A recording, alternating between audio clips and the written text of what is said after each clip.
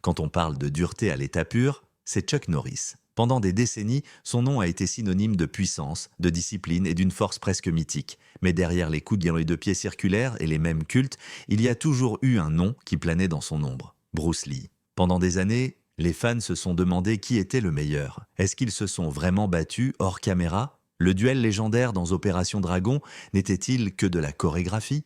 Ou une fenêtre sur quelque chose de réel? Aujourd'hui, à 85 ans, Chuck Norris ouvre enfin la bouche. Et ce qu'il révèle change tout. Il ne parle pas de Bruce Lee comme d'un simple partenaire ou collègue. Il parle de lui comme d'un homme, d'un ami, et peut-être le plus controversé, comme du seul artiste martial qu'il ait vraiment défié. Mais c'est ce que Norris raconte sur leur relation en coulisses, sur la puissance brute de Lee et ses luttes personnelles qui laissent les fans d'arts martiaux du monde entier bouche bée. Parce qu'après des décennies de silence, Chuck Norris vient de dire la vérité et personne ne l'avait vu venir, les débuts humbles et silencieux d'une future légende. Avant les ceintures noires, avant les contrats de cinéma, bien avant les mêmes, Chuck Norris n'était qu'un gamin timide et maladroit nommé Carlos Ray. Élevé dans la campagne de l'Oklahoma, il avait plus de peur que de feu dans le cœur. Il n'était pas sportif, il n'avait pas confiance en lui. En réalité, il était tellement timide qu'il arrivait à peine à regarder les gens dans les yeux. Ses notes étaient même moyennes, sa coordination était gauche, et l'ombre qui planait sur son enfance n'était pas un tyran de cour de récré. C'était son propre père. Ray D. Norris, mécanicien alcoolique, mais disparaissait des semaines entières pour revenir fauché et agressif. L'instabilité émotionnelle à la maison faisait de Carlos un fantôme dans sa propre maison. Il se repliait sur lui-même, rongé par la honte et l'incertitude, se demandant s'il serait un jour bon à quelque chose. Mais ce silence a forgé de l'acier. En 1958, à 18 ans, il s'engage dans l'US Air Force, pas par bravoure, mais pour fuir. Il est envoyé à la base d'Ozan, en Corée du Sud, à l'autre bout du monde. Et c'est là, dans ce pays étranger, qu'il tombe par hasard dans un cours d'arts martiaux. L'art s'appelait Tang Soo-do. Au premier contact avec le tapis, quelque chose se réveille. Pour la première fois de sa vie, Chuck trouve une structure qu'il comprend, un rythme qui a du sens. Il devient obsédé, s'entraîne sans relâche, absorbe la discipline comme de l'oxygène. Quand il rentre aux États-Unis, ce n'est plus le même garçon. Il a des ceintures noires, des muscles sculptés et un surnom qui va lui coller à la peau, Chuck. En attendant une réponse pour un poste de policier à Torrance, Californie, il tente le tout pour le tout et ouvre son propre dojo. C'était petit, sans argent, sans élèves, mais il venait tous les jours enseigner, s'entraîner, rêver, puis arrivent les tournois. Au début, il perd, et lourdement. Il se fait dominer par Joe Lewis, Alan Steen, et se fait battre à répétition par Tony Tolliners. La douleur n'était pas seulement physique, c'était humiliant. Mais au lieu de tout lâcher, Chuck commence à étudier ses défaites comme une science. Il ajuste sa garde, y a sa respiration, son timing, et lentement, la marée tourne. À ce moment-là, il n'est plus un simple compétiteur. Il est une force. Il enseigne déjà à des stars d'Hollywood, Steve McQueen, Bob Barker, Priscilla Presley, tout en travaillant encore chez Northrop pour payer les factures. Chaque étape de son ascension repose non pas sur le talent, mais sur la ténacité. Pas de raccourcis, pas de gloire précoce, juste des milliers d'heures seules dans un dojo, répétant coups de pied et coups de poing jusqu'à ce que la douleur devienne un but. Et pourtant, même avec des titres et des clients célèbres, Chuck Norris n'imaginait pas qu'un jour, il se retrouverait face à l'homme qui allait redéfinir les arts martiaux pour toujours. Cet homme s'appelait Bruce Lee. L'ascension fulgurante et la philosophie de Bruce Lee. Pendant que Chuck se forgeait dans la défaite et apprenait la discipline à la dure de l'autre côté du Pacifique, un autre jeune homme s'apprêtait à mettre le feu au monde des arts martiaux. Bruce Lee n'était pas juste un combattant, c'était une révolution faite de muscles et de mystère. Né Lee Jun-fan le 27 novembre 1940, dans le Chinatown de San Francisco, il repart avec sa famille à Hong Kong quelques mois plus tard. Dans les rues grouillantes et les studios enfumés de l'Asie d'après-guerre, Bruce devient acteur enfant presque par défaut. Son père est un célèbre chanteur d'opéra cantonais et le petit Bruce enchaîne près de 20 films chinois avant même la puberté. Il avait du charisme, du talent, mais aussi une rage qui bouillonnait juste sous la surface. Hong Kong n'était pas tendre, Bruce se battait souvent dans la rue. Il se fait virer plusieurs fois du collège et, à 13 ans, il s'engage sur une voie peu dangereuse, jusqu'à ce que ses parents l'inscrivent au Wing Chun. Sous la direction d'Ip Man, son énergie chaotique trouve enfin un but. Mais même là, il n'est pas satisfait. Il déteste la rigidité des traditions. Il veut comprendre pourquoi une technique marche, pas seulement comment. Cette curiosité deviendra son arme ultime. En 1959, il retourne aux États-Unis, s'inscrit à l'université de Washington et commence à enseigner les arts martiaux. Mais ce qu'il enseigne n'a rien de classique. Il mélange les styles, Wing Chun, boxe anglaise, escrime, pas chassé de chacha, et crée un hybride qu'il appelle Jeet Kune Do, la voix du poing qui intercepte. C'est controversé. Les puristes détestent. Bruce s'en fout. Il construit quelque chose de plus grand qu'un style. Une philosophie. Hollywood le remarque, mais avec prudence. Son grand rôle arrive avec Kato, l'acolyte silencieux et acrobatique de The Green Hornet. Bruce vole chaque scène avec sa vitesse fulgurante et sa présence explosive. Mais les producteurs le trouvent trop asiatique pour être la tête d'affiche. Même quand il éblouit, on lui dit qu'il ne sera jamais la star. Ça le brise. Mais ça ne l'arrête pas. Frustré et à court d'options, Bruce retourne à Hong Kong début 70 et découvre qu'il est devenu une légende là-bas. Kato a été diffusé en Asie et le public chinois est en transe. En quelques mois, il tourne The Big Boss, La Fureur de vaincre, et enfin Opération Dragon, qu'il écrit, réalise, chorégraphie et joue.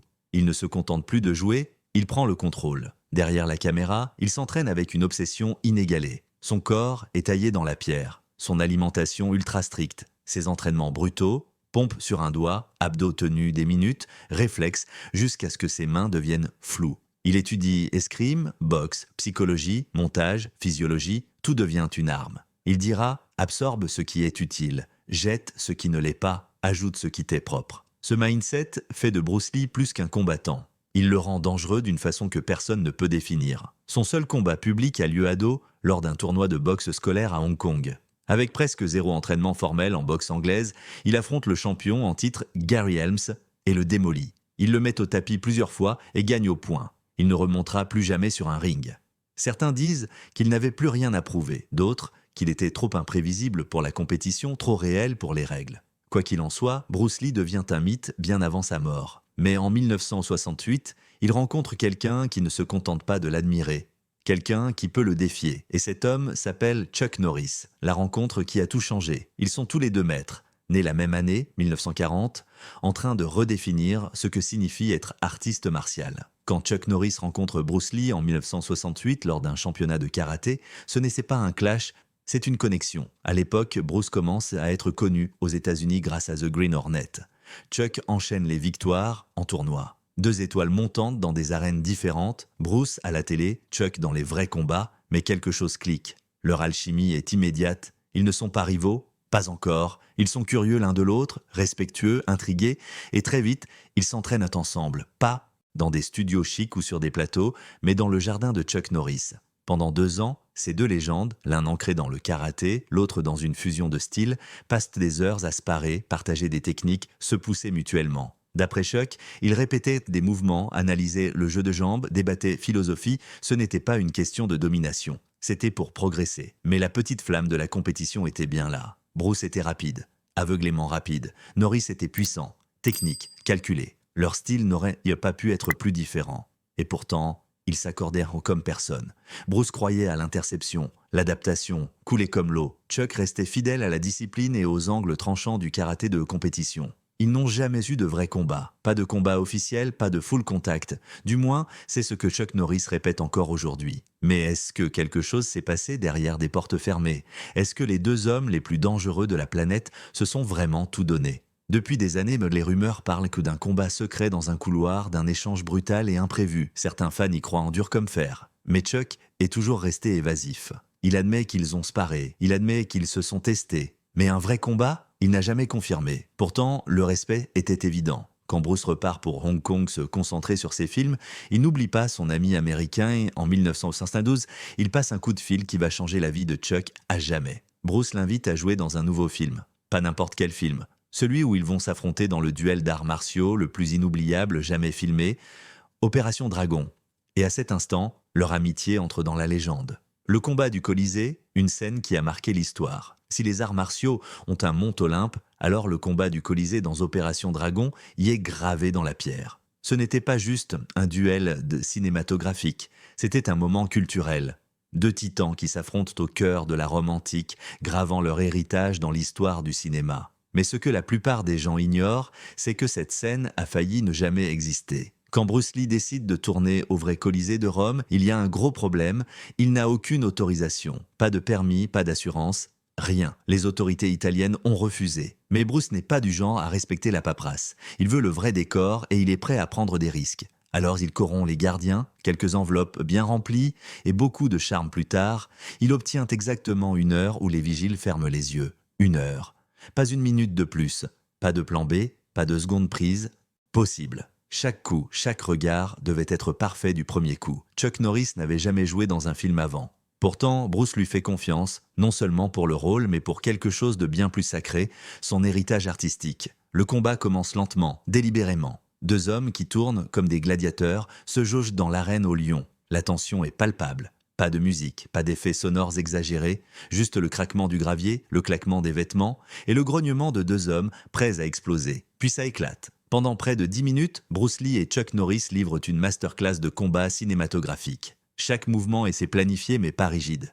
Bruce autorise du vrai contact à certains moments, encourage même Chuck à frapper plus fort pour que ça fasse vrai. Et puis, il y a le moment mythique des poils de torse. En plein combat, Bruce plaque Chuck au sol. Quand Chuck essaye de se relever, Bruce attrape une poignée de poils de torse et tire.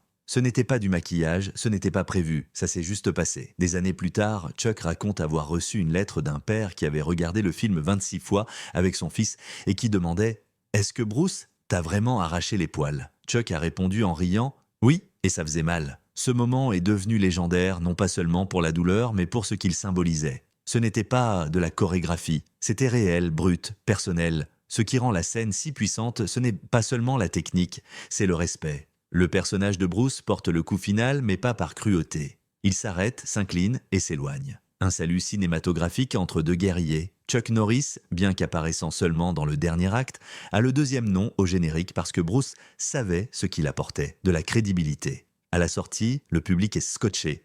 Opération Dragon explose les records et devient le film le plus rentable de l'histoire de Hong Kong à l'époque. Les critiques parlent de poésie en mouvement, d'un nouveau standard dans le cinéma d'action. Mais pour les fans d'arts martiaux, c'était autre chose. La preuve que Bruce Lee n'était pas seulement le meilleur au cinéma, il était le vrai de vrai. Et pourtant, aussi incroyable que soit la scène, elle a alimenté une question qui hante les fans depuis 50 ans. Et s'il n'avait pas joué la comédie, le mythe du combat secret. C'est la question qui ne veut pas mourir. Est-ce que Bruce Lee et Chuck Norris se sont vraiment battus pour de vrai ? Pas de caméra, pas de chorégraphie, pas de public, juste deux des hommes les plus dangereux du monde face à face. Les rumeurs tournent depuis des décennies. On parle d'un combat full contact tenu en secret. Certains jurent que c'est arrivé dans un couloir étroit. D'autres pendant un entraînement de nuit qui a dérapé. Pas de vidéo, pas de témoins, juste des spéculations et une obsession collective. Chuck Norris, lui, est resté presque muet. Il a admis qu'ils ont sparé. Il a parlé de leurs entraînements. Mais quand on lui demande directement si un vrai combat a eu lieu, il ne répond jamais clairement. Juste un sourire, un haussement d'épaule, un « ça reste entre nous ». Ça rend les fans fous parce que ce qu'on voit dans Opération Dragon est trop réel pour être du cinéma. La vitesse, le timing, la tension brute entre eux, on sent que ce ne sont pas deux acteurs qui échangent des coups répétés. On dirait deux guerriers qui se testent, qui se retiennent juste assez pour rester pros, mais qui laissent le feu sortir. Le langage corporel, le petit sourire de Bruce en plein combat, Chuck qui serre les dents, l'agressivité à peine contenue. Ce n'est pas du fake. Ce sont deux hommes qui savent exactement de quoi l'autre est capable et qui ne sont peut-être pas sûrs de qui gagnerait. C'est pour ça que le mythe vit encore aujourd'hui. Qui aurait gagné ? Le débat ultime des arts martiaux. C'est le genre de débat qui déclenche des disputes de bar, des threads Reddit interminables et des joutes entre ceintures noires. Bruce Lee contre Chuck Norris. Pas de caméra, pas de chorégraphie, juste les poings, l'instinct et le feu. Qui gagne ? C'est une question que Chuck a esquivée pendant des décennies. Et pour cause, la réponse n'est pas simple. Commençons par Bruce Lee. C'était un phénomène pas juste rapide, plus rapide que ce que l'œil humain peut suivre. Ses coups étaient chronométrés à des vitesses qui défièrent la logique. Il frappait avant que la plupart des combattants aient cligné des yeux. Mais Bruce, ce n'était pas que de la vitesse et du show. C'était un scientifique du combat. Il décomposait le fight en timing, angle, anticipation. Il étudiait la physiologie, la psychologie du mouvement. Il croyait que l'adaptabilité, pas la force brute, était l'avantage ultime. Et il a construit le Jeet Kune Do là-dessus. Prends ce qui marche, jette le reste. Il s'entraînait comme un possédé. Sac rempli de limailles de fer, shadowboxing avec 2,5 kg dans chaque main, 2000 coups de pied par jour, ses jambes étaient des armes. Son corps était sec, explosif et d'une force choquante pour sa taille. Mais surtout, Bruce combattait avec une clarté terrifiante. Il ne paniquait pas, il ne hésitait pas. Il coulait. Sois comme l'eau, mon ami. Et puis il y a Chuck Norris. Chuck, c'était la machine, le tacticien, le champion forgé, dans le vrai combat. Pendant que Bruce éblouissait Hollywood et révolutionnait la théorie, Chuck était dans l'arène, en full contact, collectionnant les titres et battant les meilleurs de son époque. Il ne gaspillait pas un mouvement. Il ne faisait pas le beau. Il gagnait, point. Entre 1966 et 1974, il enchaîne les titres champion du monde, poids moyen, champion professionnel full contact. Et contrairement à Bruce, Chuck a un palmarès documenté avec des noms comme Joe Louis, Bill Wallace, Skipper Mullins. Alors, qui avait l'avantage? Bruce avait la vitesse, Chuck avait l'expérience du ring. Bruce avait la créativité, Chuck avait la précision chirurgicale, Bruce s'adaptait, Chuck encaissait. Même leur mentalité était indifférente. Bruce s'entraînait pour l'imprévisible des vrais combats de rue. Chuck pour la bataille structurée, sous pression, devant des milliers de spectateurs. L'un combattait pour l'art, l'autre pour le résultat. Imagine le combat, un dojo faiblement éclairé. Pas de public, pas de caméra. Bruce démarre en tornade, angles imprévisibles, sidekick fulgurants, se frappes éclairs. Chuck contre, avec une garde en béton, cherche le contre parfait. Bruce rentre, touche 2, peut-être 3 fois. Chuck encaisse, puis répond avec un roundhouse dévastateur dans les côtes. C'est rapide, c'est brutal, c'est des échecs avec des bleus. Est-ce que la créativité de Bruce aurait submergé la structure de Chuck, ou est-ce que la résilience et l'expérience de Chuck auraient fini par user Bruce? La vérité, c'est qu'il n'y a pas de réponse définitive. Certains pensent que Bruce aurait gagné par la vitesse et le génie cinétique. D'autres jurent que la composure et l'expérience de Chuck auraient eu le dernier mot. Mais voici le twist. Chuck Norris lui-même ne revendique jamais la victoire. On lui a posé la question des dizaines de fois. Il aurait pu prendre la réponse facile. Je l'aurais battu.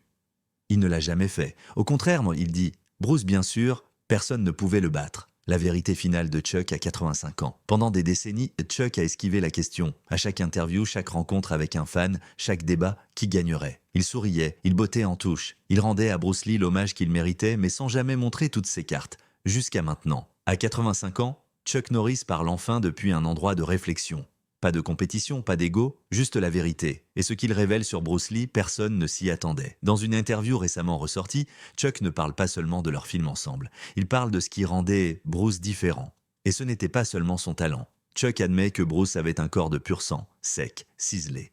Mais ce qui le rendait dangereux, c'était son esprit. Il décrit la confiance de Bruce comme désarmante, pas arrogante. Il dit que sparer avec Bruce, c'était comme être pris dans une tempête. Tu crois que tu es prêt, et c'est déjà fini. Pour la première fois, Chuck ne tourne pas autour du pot. Il reconnaît ce que les artistes martiaux du monde entier soupçonnaient déjà. Bruce Lee n'était comme personne. Même pendant le tournage d'Opération Dragon, Chuck avait remarqué quelque chose de rare. Bruce ne chorégraphiait pas seulement le combat, il le vivait. Chaque mouvement venait d'une application réelle. Pas d'énergie gaspillée, pas de fioritures théâtrales, juste pression, précision, puissance. Et quand on lui repose la question une dernière fois, qui aurait gagné dans un vrai combat? Chuck s'arrête, puis répond simplement « Ça n'a pas d'importance, ce que Bruce a donné au monde est plus grand que n'importe quel combat. » C'était la réponse d'un homme qui connaît la vérité mais n'a pas besoin de la crier. Un homme qui respecte l'héritage plus que l'ego. Et peut-être un homme qui a été surpassé un jour et ne l'a jamais oublié. Il conclut en disant que le combat du Colisée est la plus grande scène d'arts martiaux jamais filmée. Pas à cause de qui a gagné, mais à cause de celui avec qui il l'a partagé. Et comme ça, le débat n'est plus le même. Ce n'est plus qui aurait gagné. C'est qu'est-ce qu'ils se sont donné l'un à l'autre et ce qu'ils nous ont laissé. Héritage, amour et l'homme derrière la légende. Derrière les championnats, la gloire au cinéma, les points devenus folklore internet, Chuck Norris a toujours été bien plus. Un mari, un père, un croyant, et surtout un homme en quête constante d'équilibre dans un monde qui voulait le définir par des coups de pied circulaires et des one-liners hollywoodiens. Bien avant la célébrité, sa vie était ancrée dans la dévotion. Il épouse sa chérie du lycée, Diane Holeshek, en 1958, en uniforme de l'Air Force, avec seulement des rêves en poche. Elle reste à ses côtés pendant les années d'instabilité, les dojos vides, les tournois où il rentrait en sang, les doutes.